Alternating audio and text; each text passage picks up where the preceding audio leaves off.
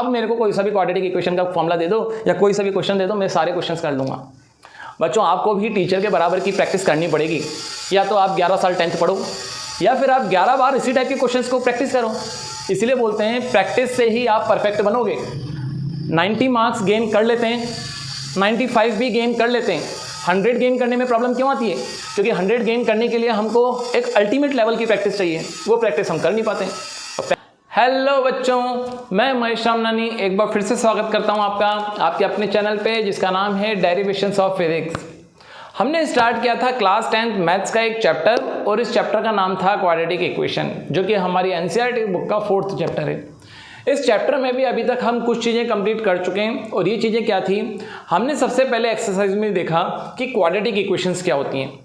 Quadratic equations देखने के बाद हमने कुछ स्टेटमेंट्स से क्वाड्रेटिक इक्वेशंस बनाई और वहाँ देखी कि कौन सी इक्वेशंस क्वाड्रेटिक इक्वेशंस बना रही हैं और कौन सी क्वाड्रेटिक इक्वेशंस नहीं बना रही हैं। उसके बाद नेक्स्ट एक्सरसाइज में हमने एक क्वाड्रेटिक इक्वेशन को सॉल्व किया और क्वाड्रेटिक इक्वेशन को सॉल्व करके वेरिएबल की 2 वैल्यूज़ फाइंड आउट करी और ये वेरिएबल की इन 2 वैल्यूज़ को हम बोलते थे रूट्स। आज की क्लास में हम क्या करना चाहते हैं, हम without any factorization roots find out करना चाहते हैं। मतलब मैं नहीं चाहता कि फैक्टराइजेशन करके एक्स की वैल्यू या फिर वेरिएबल की वैल्यू फाइंड आउट करूं। कोई एक ऐसा मेथड हो, उस मेथड से मैं सीधा ही एक्स की वैल्यू फाइंड आउट कर लूं। क्यों?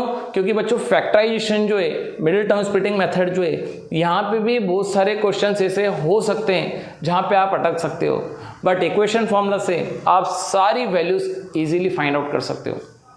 ठीक है, अब ये इक्वेशन फॉर्मूला क्या होता है, पहले हम इक्वेशन फॉर्मूला को समझेंगे। बच्चों कोई भी क्वाड्रेटिक इक्वेशन अगर हो ना, तो क्वाड्रेटिक इक्वेशन की स्टैंडर्ड फॉर्म क्या होती है, पहले तो वो देखो। ax² + bx + c = 0, ये क्वाड्रेटिक इक्वेशन की स्टैंडर्ड फॉर्म होती है। अब यहाँ पे अगर x की वैल्यू फाइंड आउट करनी हो तो हमारे एक फॉर्मूला आता है जिसको हम बोलते हैं इक्वेशन फार्मूला, या फिर इसको बोल सकते हैं श्रीधराचार्य फार्मूला। और इस फार्मूले से x की वैल्यू कैसे निकलती है वो देखो। x = -b + बच्चों 2 रूट्स निकलेंगे, इसलिए एक रूट होगा यहाँ पे, एक बार लेंगे हम पॉजिटिव साइन और एक बार हम लेंगे नेगेटिव साइन। √b² - 4ac/2a। ये फॉर्मूला पहले तो आपको रटा हुआ होना चाहिए पूरा, -b + -√b² - 4ac/2a। अब b, a, c इनकी वैल्यू कहाँ से निकालोगे? आपको जो भी क्वाड्रेटिक इक्वेशन गिवन होगी वहाँ से a, b, c की वैल्यूज फाइंड आउट करोगे। कैसे, वो क्वेश्चंस मैं करके दिखाऊंगा, रुको सब्र करो। अब बच्चों अंडर रूट के अंदर ये जो चीज़ आ रही है ना, b² - 4ac, इसको हम बोलेंगे डिस्क्रिमिनेंट है, ये capital D discriminant, b² - 4ac। अब अंडर रूट में ये जो नंबर है, इस नंबर की वैल्यू कुछ भी आ सकती है। हो सकता है कि ये नंबर 0 आ जाए, पूरे को सॉल्व करने के बाद क्या आ जाए 0, या हो सकता है वैल्यूज़ पॉजिटिव आएँ, या हो सकता है वैल्यूज़ नेगेटिव आएँ। ये 3 ही पॉसिबिलिटीज़ हैं, या तो 0 आएँ, या पॉजिटिव आएँ, या नेगेटिव आएँ। इसको देखते हैं। अगर b² - 4ac की वैल्यू >0 है, >0, तो यहाँ पे जो वैल्यूज़ होंगी वो रियल होंगी और डिस्टिंक्ट होंगी। बोलने का मतलब ये है कि 2 वैल्यूज़ तो आएंगी, वो रियल होंगी, ठीक है, रेशनल इरेशनल कुछ भी हो सकती हैं, बट रियल होंगी। डिस्टिंक्ट बोलने का मतलब यहाँ पे ये हुआ कि उनकी वैल्यूज़ अलग अलग होंगी लेकिन फिक्स्ड होंगी। b² - 4ac की वैल्यू 0 भी आ सकती है। वैल्यू अगर 0 आ रही है ना, तो एक बात क्लियर है बच्चों, रूट्स तो रियल होंगे। 0 या 0 से वैल्यू कभी भी आ रही है तो रियल रूट्स ही आएंगे। बट यहाँ पे खास बात क्या है कि ये पूरी वैल्यू अगर 0 हो जाएगी तो क्या ये पूरा 0 हो गया, और ये पूरा 0 हो गया तो x की वैल्यू ओनली क्या आएगी, -b/2a, -b/2a।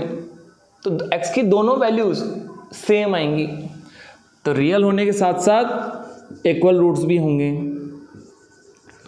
अच्छा, अब इसको देखते हैं। अगर ये 0 से छोटा हुआ, बच्चों 0 से छोटा नंबर मतलब नेगेटिव नंबर, और रूट के अंदर कभी भी नेगेटिव नंबर आ जाए, 10th से पहले आपकी क्लास में जो भी रूट आते थे उन रूट के अंदर पॉजिटिव नंबर ही होते थे, नेगेटिव नंबर तो कभी होता नहीं था। क्यों? क्योंकि रूट के अंदर अगर नेगेटिव नंबर आ जाएं तो ऐसे नंबर इमेजिनरी नंबर्स होते हैं, रियल में एग्जिस्ट नहीं करते हैं, बट मैथ्स में हम इनको क्या बोलते हैं? इमेजिनरी नंबर्स बोलते हैं। तो b² - 4ac की वैल्यू 0 से भी अगर छोटी आ जाए तो यहाँ जो रूट्स होंगे वो हमारे इमेजिनरी होंगे। ठीक है। अच्छा, अब सर कैसे x की वैल्यू फाइंड आउट करते हैं? कुछ एग्जांपल दो। चलो कुछ छोटे से क्वेश्चंस करके देखते हैं।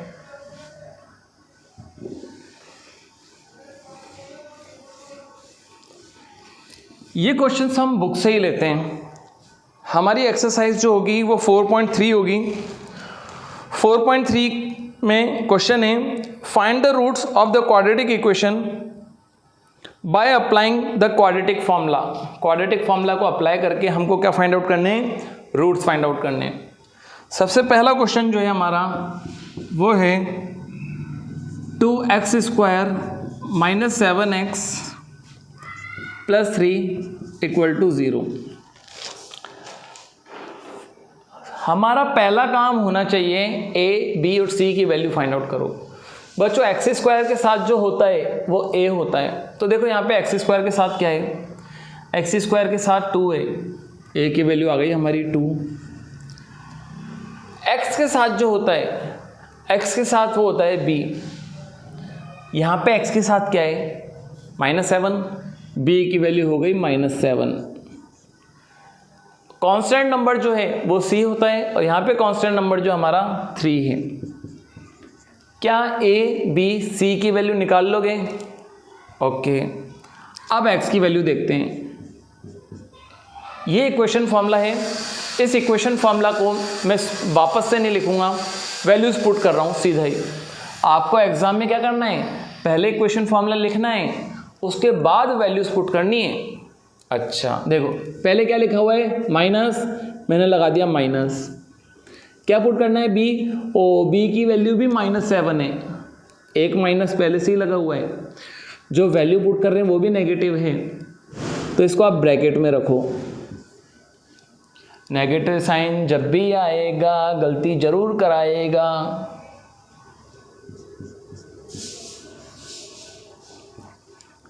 b² दैट मीन्स -7 का स्क्वायर, माइनस, यहाँ माइनस लगा हुआ है, 4a। a की वैल्यू कितनी है? 2। c की वैल्यू कितनी है? 3।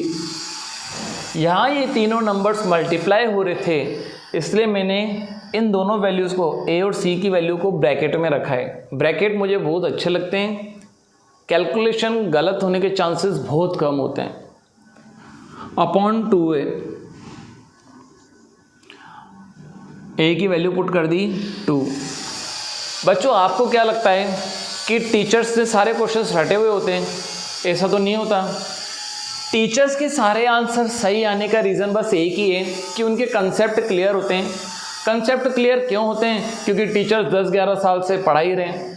अब इतना टाइम पढ़ाते पढ़ाते सीधा ही दिख जाता है कि कहाँ पे गलती होने के चांसेस हैं, वहाँ पे टीचर पहले से ही ढंग से करके चलता है।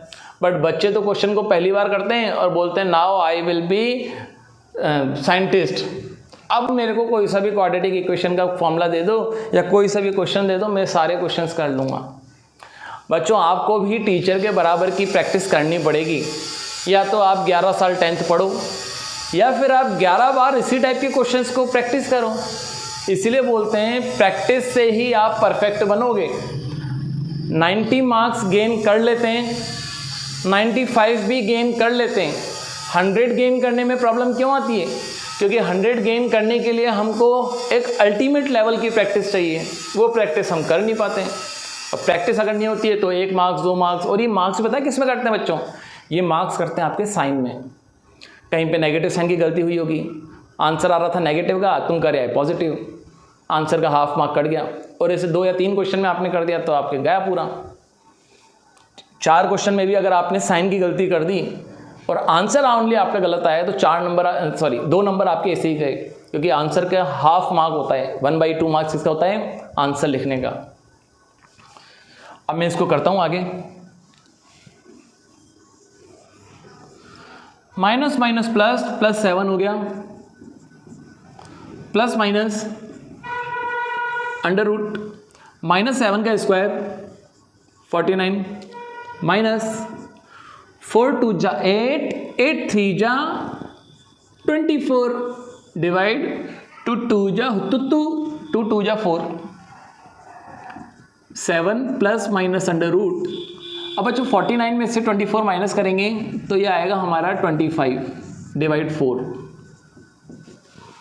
रूट के अंदर जो चीज़ आई है वो वैल्यू देखो बच्चों पॉजिटिव आ रही है, 0 से बड़ी आ रही है, तो यहाँ पे रियल रूट्स निकलेंगे।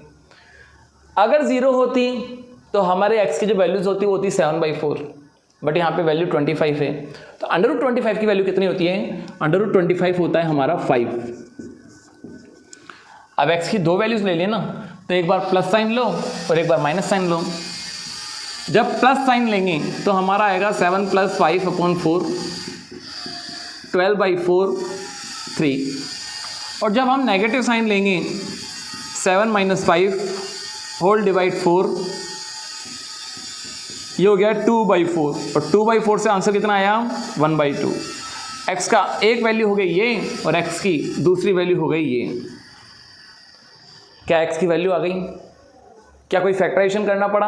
हाँ, ये है कि अभी आपको लग रहा है कि सर ये कैलकुलेशन कितनी सारी है। ये कैलकुलेशन कुछ भी नहीं है बच्चों, 3 लाइन के अंदर इस कैलकुलेशन को किया जा सकता था, बट यहाँ पे मैं आपको पहला क्वेश्चन करा रहा था इसलिए मैंने एक एक स्टेप लिखी है।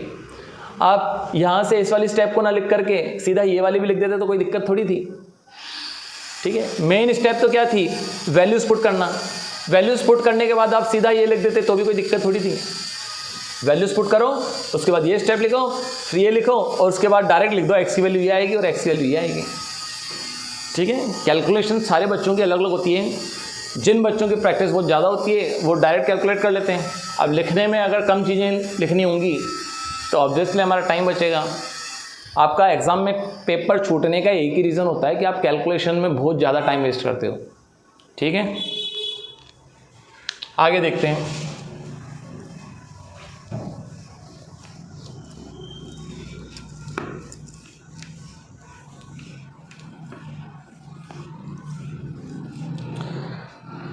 नेक्स्ट है हमारा 2x² + x - 4, 2x² + x - 4 = 0।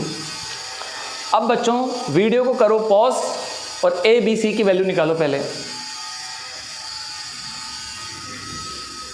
x² के साथ 2a, a की वैल्यू 2, x के साथ कुछ भी नहीं है, जिसका कोई नहीं उसका ऊपर वाला। x के साथ कुछ भी नहीं है ना, जिसका कोई नहीं उसका ऊपर वाला तो 1 ही होता है।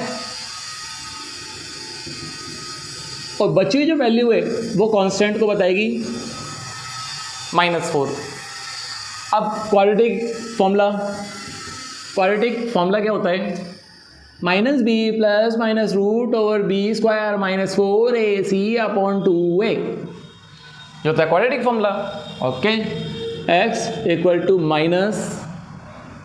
-1, b की वैल्यू कितनी है? 1 है, पॉजिटिव की वैल्यू इसलिए मैंने ब्रैकेट का यूज़ नहीं किया है, +- √/b², 1 का स्क्वायर -4, a की वैल्यू c की वैल्यू। गलती के कोई चांसेस ही नहीं है, ना ही हमको करने गलती के चांसेस। 2 सॉल्व करते हैं। -1 + -√/1 का स्क्वायर कितना हो गया? 1। अब बच्चों देखो माइनस माइनस 2 बार मल्टीप्लाई हो रहे हैं, माइनस माइनस प्लस, 4 4 जा 16, 16 2 जा 32 अपॉन 4, x = -1 + -√33 डिवाइड 4। अब बच्चों √33 को हम सॉल्व नहीं कर सकते क्योंकि एक इरेशनल नंबर है, तो इसको हम रूट में ही रहने देंगे। एक बार पॉजिटिव साइन लेंगे और एक बार नेगेटिव। जब पॉजिटिव साइन लेंगे तो x की वैल्यू आएगी -1 + √33/4, और जब x की वैल्यू मतलब यहाँ पे जो वैल्यू नेगेटिव लेंगे तो आंसर आएगा हमारा -1 -√33/4। ओके, ये आ गई हमारी x की 2 वैल्यूज। नेक्स्ट देखते हैं, आप इसको नोट कर लो जब तक मैं इक्वेशन लिख देता हूँ। 4x² plus 4√3x plus 3 equal to 0, यही ना? हाँ, वीडियो पॉज करो, ABC की वैल्यू निकालो फटाफट। अरे करो भाई, पॉज करो, ABC की वैल्यू निकालो। बहुत से लोग तो सोचते हैं वीडियो है, सर को क्या पता पड़ रहा है। आप अपने साथ ही अनफेयर कर रहे हो। A = 4, B = x के साथ क्या है 4√3 है, C के साथ क्या है 3। अब वैल्यूज पुट करते हैं। बच्चों इस बार नेगेटिव साइन आया ही नहीं है। नेगेटिव साइन नहीं आया है मतलब गलती होने के चांसेस कम से कम है इस क्वेश्चन में। माइनस b की जगह 4√3 प्लस माइनस √b², 4√3 का square -4ac divide 2a। Solve करें। -4√3 प्लस माइनस रूट, अब बच्चों 4√3 का स्क्वायर, तो 4 का स्क्वायर तो होगा 16, और रूट वाले नंबर का स्क्वायर जो होता है वो होता है रूट हट जाता है स्क्वायर से, तो √3 का स्क्वायर होगा 3। 16 3 जा 48 माइनस 4 × 4 16, 16 × 3 48। ओहो हो बच्चों, यहाँ तो 2 4 8, यहाँ तो 48 - 48 आ गया, मतलब रूट के अंदर जो वैल्यू है वो 0 आ गई। तो हमारे x की जो दोनों वैल्यूज होंगी वो इस बार इक्वल होने वाली हैं। प्लस का साइन लो या माइनस का साइन लो, 0 ही आएगा। तो x की दोनों वैल्यूज, ये तो 0 हो गया, -4/√3 डिवाइड 8 हो गया। इसको अगर सॉल्व करें तो ये आ जाएगा -√3/2। x की दोनों वैल्यूज होंगी -√3/2, -√3/2। मैंने आपको आज क्या सिखाया? Equation formula. इक्वेशन फार्मूला का यूज़ करके हम क्या फाइंड आउट करते हैं? इक्वेशन फार्मूला का यूज़ करके हम वेरिएबल की वैल्यू फाइंड आउट करते हैं। बहुत छोटे छोटे वीडियोस हैं, डेली देखा करो, पूरे देखा करो। एग्ज़ाम के आने का वेट मत करो। एग्ज़ाम 15 फरवरी से होने हैं। दिसंबर में जा कर के आप अगर जागो और बोलो कि अब मैं मैथ्स में 100 आउट ऑफ 100 या फिर 95 नंबर लाऊंगा, अगर आप 95 नंबर लाने की सोच रहे हो तो जो बच्चा अप्रैल से प्रैक्टिस कर रहा है वो क्या करेगा? इसलिए प्रैक्टिस जितनी जल्दी हो सके उतनी जल्दी स्टार्ट कर दो। फरवरी आने में कुछ टाइम नहीं लगेगा। हर साल बच्चों के साथ ये होता है, जुलाई में आते ही टाइम कैसे निकलता है कुछ पता नहीं पड़ता। होमवर्क में अभी त्यौहार शुरू होने वाले हैं, सावन आ गया है, सावन के बाद फिर गणेश जी के त्यौहार आएंगे, उसके बाद फिर दिवाली, दशहरा, न्यू ईयर। इसमें न्यू ईयर जाने के बाद तो आपके पास टाइम ही नहीं है। डेली प्रैक्टिस करो, मेरा एक ही चीज़ कहनी है, ठीक है। मिलते हैं आपसे नेक्स्ट लेक्चर में, तब तक के लिए सी यू, थैंक यू, बाय।